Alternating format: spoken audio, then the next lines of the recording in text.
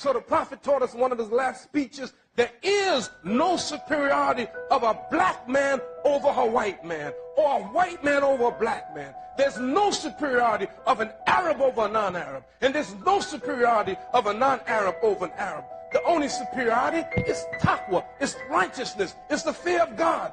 This person who feels arrogant will walk arrogantly, will speak arrogantly, will treat others with arrogance. He will view others, and this will be portrayed in the way he deals with people, the way he addresses people. He will look down at others as if he's someone. And so he was very rich and wealthy. He would claim that all that I have is because of my own self. So one of the main, looking in history, someone who is proud, someone who is arrogant. Why? He thought that everything I have is because of my own self. Therefore I'm better than others because I have reached this level.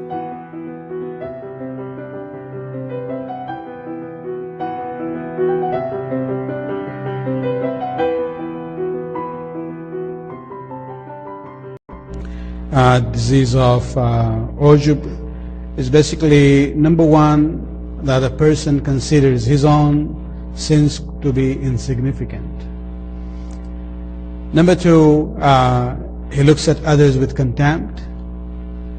Number three, he starts showing off his, riya comes in, that I'm so good, and that's where, riya is also showing off what I do, is connected with ujub. And finally, one of the consequences of that is the issue of becoming mutakabbir, to have kibr and arrogance. You see, what we come to realize when we go through all these kinds of hadith or discussion is that, shaitan is not only after the people who do bad, he also is after the people who do good. And once he has realized this fellow is not going to do anything bad, he will do his best in order to corrupt the mind of the person, where things like ujub comes in, which works like an acid over the good deeds. Ujub can be of different levels. One is that, as the hadith says, a person believes in Islam, believes in Allah subhanahu wa ta'ala, worships Allah, and then he feels that, well, I'm actually, this is my ihsan and favor on Allah subhanahu wa ta'ala because I accepted his message.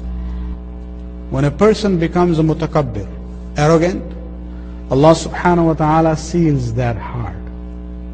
Now the concept of sealing the heart is that it's not that Allah initially, seals the heart and that person has no capability of knowing what is haqq and what is batil. What it means is that a person was given the message, but because that person refused to follow and think about it, then Allah says, okay, my job is done, no more help for you. And that is the concept of sealing or khidlan, which means abandoning, when Allah abandons someone.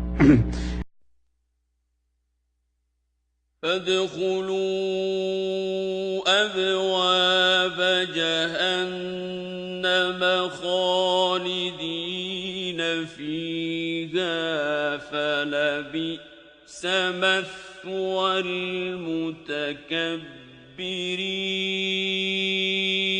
So the prophet taught us in one of his last speeches, there is no superiority of a black man over a white man, or a white man over a black man. There's no superiority of an Arab over a non-Arab, and there's no superiority of a non-Arab over an Arab. The only superiority is taqwa, it's righteousness, it's the fear of God. You want to do something, you want to outdo somebody, outdo someone in the worship of God. What are we?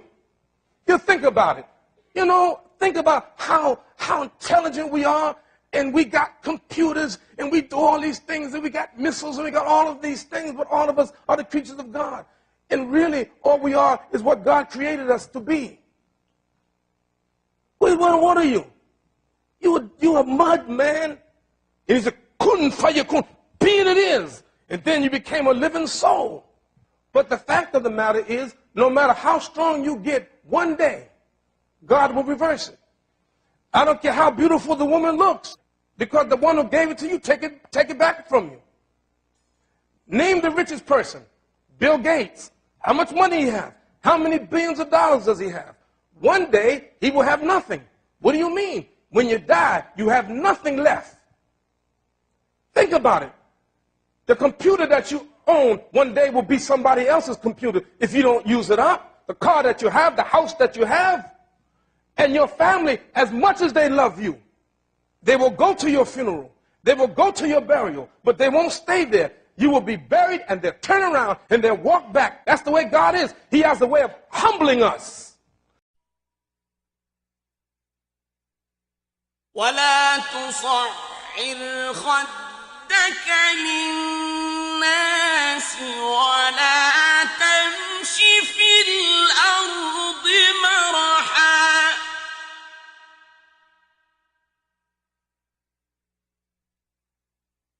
إن الله لا يحب كل مختال فخور.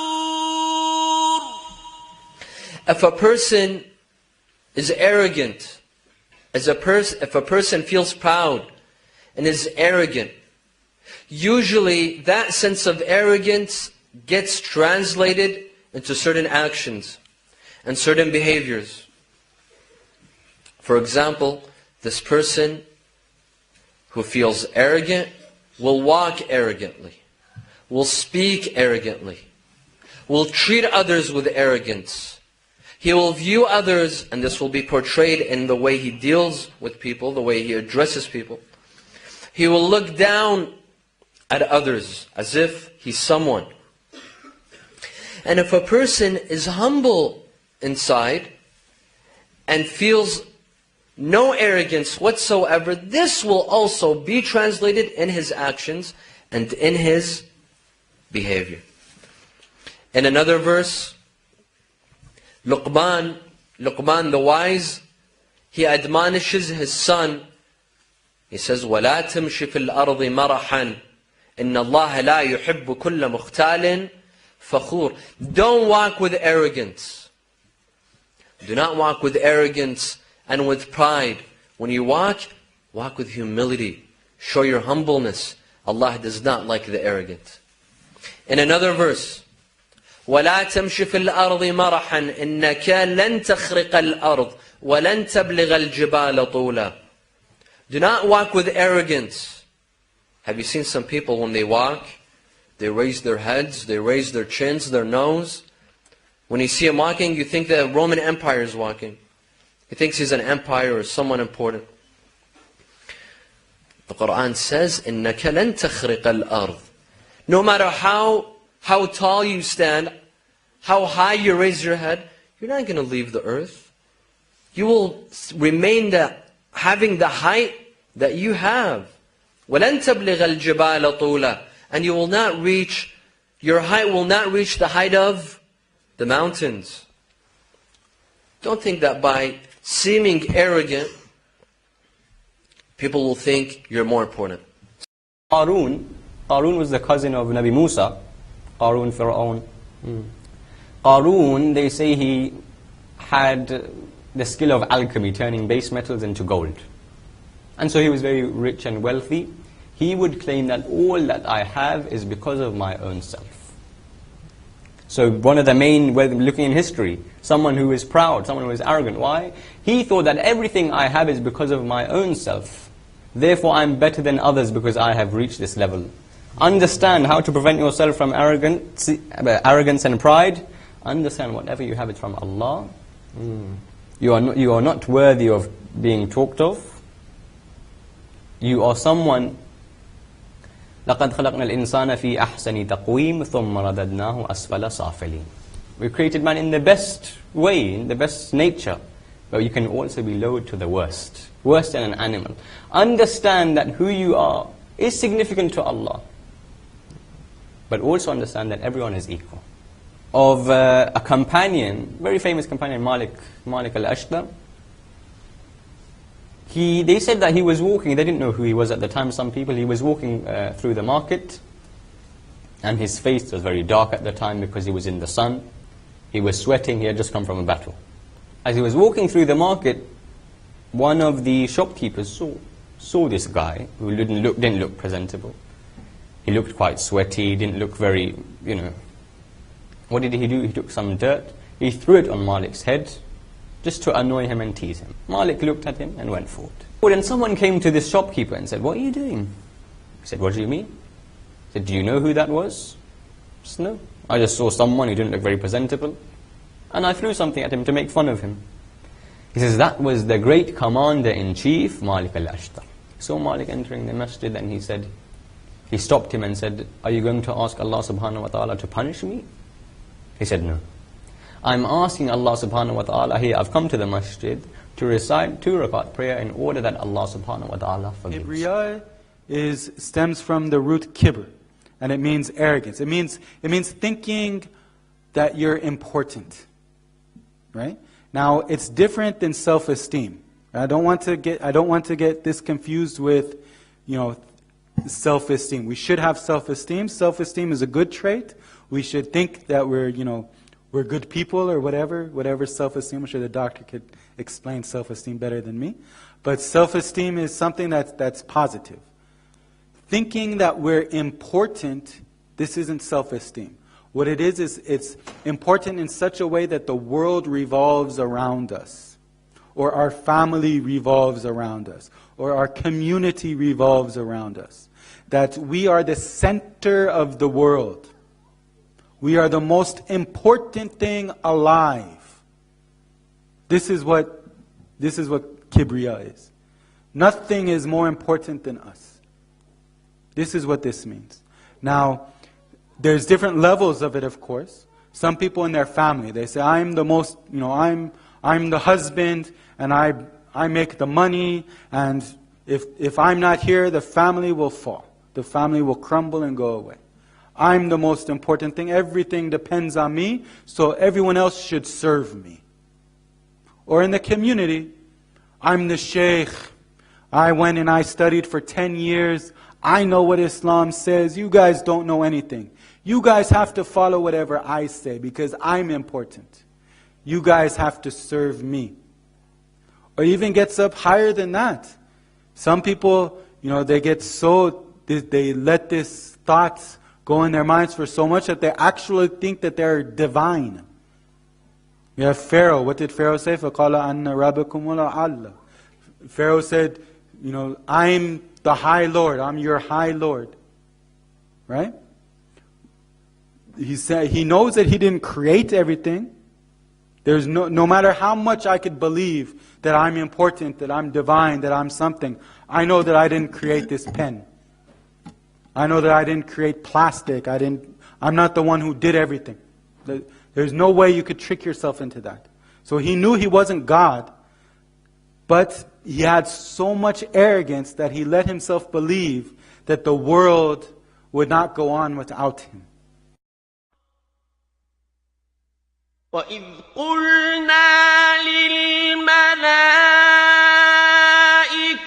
اسْجُدُوا لِآدَمَ فَسَجَدُوا إِلَّا إِبْلِيسَ قَالَ أَأَسْجُدُ لِمَنْ خَلَقْتَ طِينًا.